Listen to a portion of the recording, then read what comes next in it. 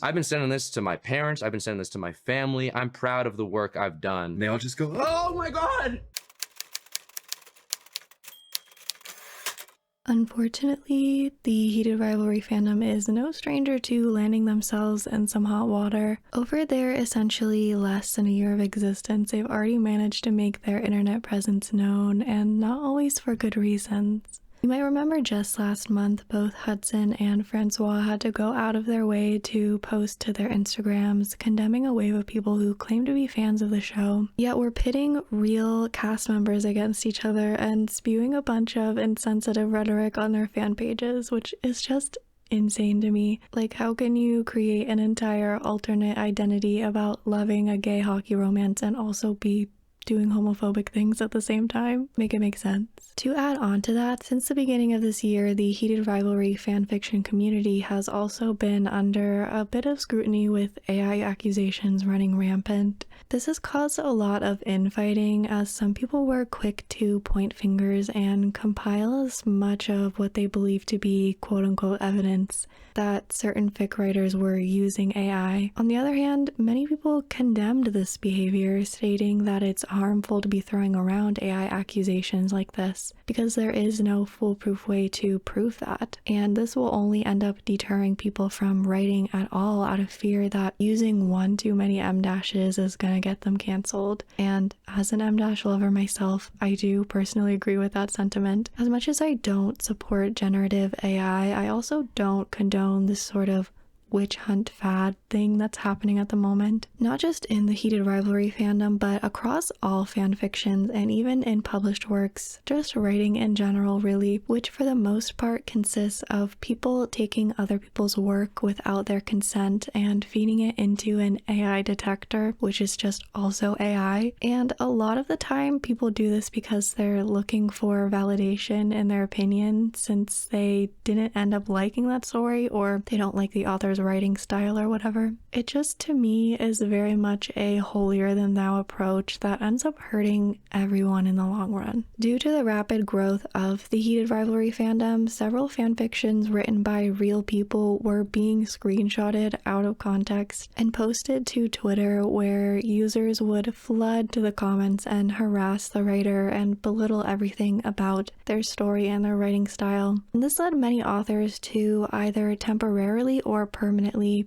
private their work. And now Heated Rivalry fans have found themselves at the center of yet another controversy, which is what we're going to be discussing today. This is Salted Latte, a place on the internet where I use my words to over-explain other people's words. Today, instead of delving into some prose, we're going to be breaking down a big cover art plagiarism accusation between Rachel Reid's Heated Rivalry and Chelsea Curto's Face Off books. Incited, of course, by the Heated Rivalry fandom. Who copied who? Did anyone actually plagiarize at all? Is this something we can even prove? We'll gather around, classes in session, let's begin. As many online controversies do, it all started with a tweet. User WolfTrapHowl posted a photo of Rachel Reid's Heated Rivalry alongside Chelsea Curto's Face Off with the caption, "Oh, this is nasty." Now, I would like to note that later on, the original poster did go to clarify that their intentions were not to directly compare the two books, rather their comment was in reference to the book prices being a little bit different, with Heated Rivalry, the gay romance novel, being 4 cents more expensive than Face Off, a straight romance. They were trying to make a silly little gay tax joke. However, many people did not take it that way and instead incited this great debate about whether Face Off had plagiarized Heated Rivalry's cover art or not. So no matter the original poster's intent, I do understand how people jumped to that conclusion based off of the vagueness of the tweet. The prices were included in the photo, but they're not the central focus. What's catching your eye are the two books with seemingly similar storylines and artwork. Even if you were to look down at the prices, you'd see that the £5.44 price tag is actually for a completely different book. So it wouldn't be a stretch to assume that someone placed the two novels next to each other on purpose to highlight how homogenous they are. I'm not saying the original poster did, but someone must have. And that is exactly what people assumed. The replies to this tweet were quickly flooded with comments like, "It looks like they just used the same picture and told AI make this one a girl. Don't they literally have icebreaker? What's the point of this? Oh, that's crazy. The cover designer said, can I copy your homework? I won't make it too obvious though." They straight up traced it and just scaled her down. What artist agreed to do this? Basically, these people took the suggestion of possible copying and ran with it, all based off of one cryptic post that turned out to not even be about the cover art in the first place. It was getting to the point where people were accusing Face Off's author of not only stealing Heated Rivalry's cover art design, but also taking the entire premise of the story and quote-unquote straightifying it, sanitizing it for a more conventional audience. In my opinion, those are incredibly melodramatic and sweeping claims to be making about a story you haven't even read. People really do just look at one photo or one sentence and create an entire narrative in their heads about it to fit within the mold of whatever they've already decided that they want to believe. The online discourse sparked by these accusations grew so severe so quickly that both the author and the cover artist for Face Off responded on their respective Instagram pages, which makes sense. Plagiarism and stealing artwork is a pretty bad offense if proven to be true. Emphasis on if proven to be true because, as we will get into in a moment, Face Off's designer Chloe makes some serious accusations of her own toward the Heated Rivalry cover artist and their publishing crew. But let's start with the author first, Chelsea Curto's response. On her Instagram story, she posted a notes app blurb which opened by saying how many people have been calling her names like nasty and thief over this incident, which of course is not okay to be doing. Don't harass people online, especially when you're not fully informed, which a lot of these people were not. In summary, she said that she and her book team began working on the cover art for Face Off in January of 2024, and the book was published in May of that same year. The re-release of Heated Rivalry happened in November of 2024, so after Face Off had already been published for several months. If you didn't know, Heated Rivalry originally had a different cover, which was then changed to the cartoonish version that we know today. Chelsea is adamant that, quote, at the time of her cover design and publication, there was not an illustration or cover out there that featured the same poses and background as Face Off did. Her artist created original artwork, and she stands by that. To Chelsea's credit, the first part of the statement seems to be true. I scrolled through over 700 hockey romance novels, and I can only find one, aside from these two, that had a similar cover conceptually, and even this one clearly has some notable differences. The sticks and the puck are in the same position, but it doesn't feature any actual people on the ice. However, I do think this has less to do with the creative originality of Face Off's cover art and a lot more to do with the fact that the vast majority of hockey romance books are about straight couples, or at least a woman and a man falling in love. Pretty much all of them center around a non-hockey player woman falling for a hockey player guy, whether that be a fan or someone who works for the team or just some random person. And even stories that do have both leads on the ice, like Icebreaker, another popular hockey romance, the female protagonist is a figure skater, not a hockey player. Because of this, it wouldn't make sense for a majority of these books to have two main characters facing off on the ice, as Face Off and Heated Rivalry do, since there's stories that feature both of the protagonists being hockey players. Chelsea continues saying that she hasn't even read the Heated Rivalry books. She would never turn a story quote-unquote straight, and that she is in full support of more LGBT representation in the hockey romance genre. As we've seen in such a short period of time, the Heated Rivalry fandom has a hard time focusing their passion for the novels and the TV show, and that results in incidents like this and the ones I mentioned briefly earlier, where they see a post, turn it into bait, and then run with it. But in defense of the thing that they claim to love so much, they end up hurting others, which I don't think Rachel Reid, Jacob Tierney, or any of the cast would agree with or be in support of. In fact, I know a lot of them would feel this way because of those posts Hudson and Francois have made telling the fandom to chill out and be more respectful. I don't think the Heated Rivalry fandom is unique in this at all though, and it's not my intention to make it come across like everyone who enjoys Heated Rivalry is inherently parasocial and immature. I enjoy the books in the show, and I'm not like that. that, I think it's important to remember how new this fandom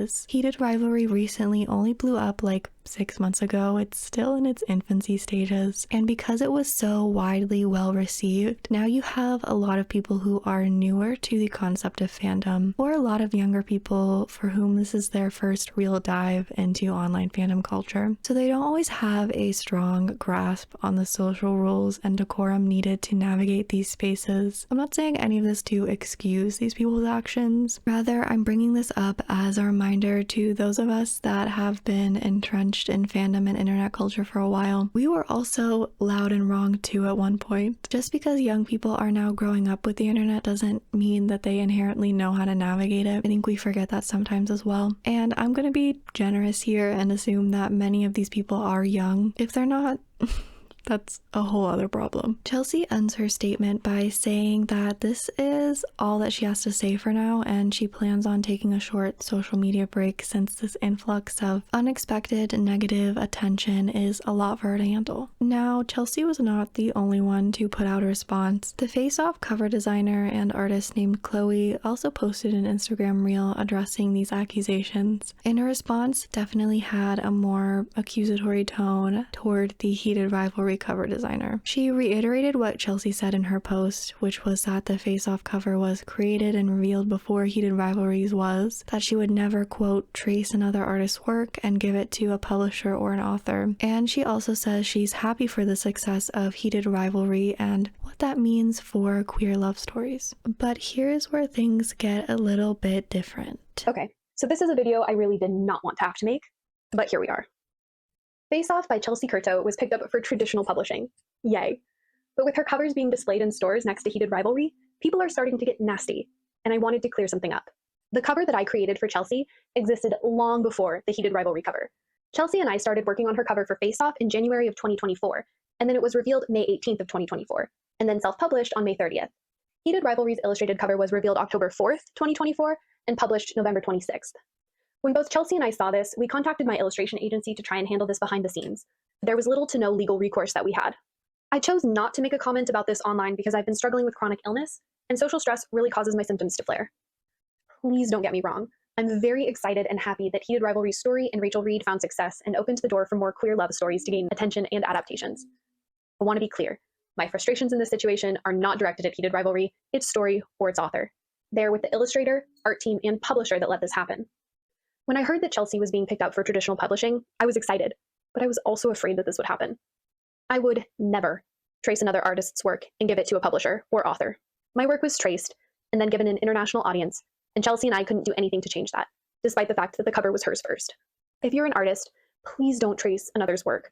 Authors deserve to have their stories honored with original artwork, and with AI gaining popularity, we need to uplift and support each other now more than ever.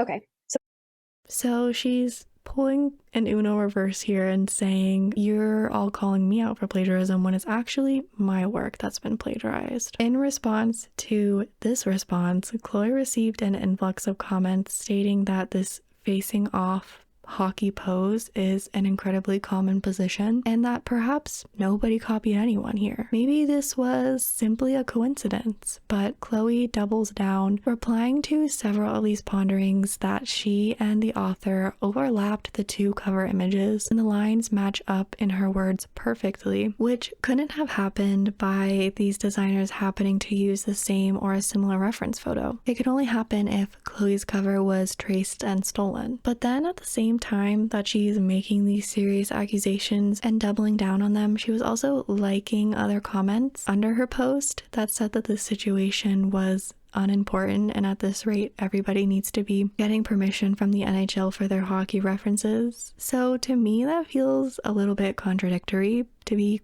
claiming you tried to take legal action over what you believe to be plagiarism, and yet also liking other comments about how this isn't a big deal at all and that the cover pose isn't unique. If it's not unique, then why did you think that you would have a case legally? It's definitely confusing to me. Let me know what you guys think. The only reason I can come up with as to why she's doing that is because she is trying to protect herself from yet another onslaught of hate from the Heated Rivalry fandom, so she's trying to be a little more covert in her allegations. And I also think this might be the case because both her and Chelsea do not directly mention Heated Rivalry or the Heated Rivalry fandom in either of their responses, but it is clearly heavily insinuated. I mean, what other popular gay hockey romance novel with a similar cover would they be talking about, you know? I do have some personal hypotheses about what's actually happened here that I'd like to share, but at the end of the day, I'm not an artist. I don't have a ton of experience with drawing or line art, so I'm certainly not the oracle for all of this, but I do have some thoughts that I'd like to share with the class. Grapey Del Taco put it best when she said, I have to wonder if it's because they simply could have just used the exact same reference photo and now everything's just like getting weird. And I have to agree with her and a lot of the other comments underneath that short, which I'll link below if you'd like to watch it in full. When you line up both the cover arts together and with reference photos featuring a similar pose, they all match up similarly. And Chloe didn't provide a lot of evidence for her artwork being plagiarized, aside from saying that they line up perfectly and saying that she tried to pursue legal action with her team that didn't end up working out. And part of me wonders if that didn't pan out because this is such a common hockey pose and there are so many reference photos out there that are also similar to each other. So in short, do I think either of these people copied each other? No, I don't. I do feel bad that the face-off artist is being harassed online though by the fandom. That's inappropriate behavior and she doesn't deserve to be the brunt of it. This quote-unquote controversy shouldn't even exist in the first place. I think it's quite frivolous, and because of that I'm also kind of glad nothing moved forward legally with whatever Chloe was insinuating she was pursuing earlier. If something legally did end up moving forward, I think that would end up setting a bad precedent for cover art designs in the future, possibly putting even more people under unnecessary scrutiny. And yes, I think plagiarism is bad, of course. Copying other people's artwork and passing it off on your own is bad. Don't do that. But typically books in the same categories are all going to have a similar look, a similar vibe to them. That doesn't mean one is copying off of the other. It's simply a convention of the genre. Take modern romance novels, for example. Conceptually, they are all recognizable for their cartoonish style, featuring the two leads standing next to or facing each other with a cheeky, flirtatious look. Even Heated Rivalry and Face Off both use a similar style. And what about older romance covers? They're nearly indistinguishable from each other, but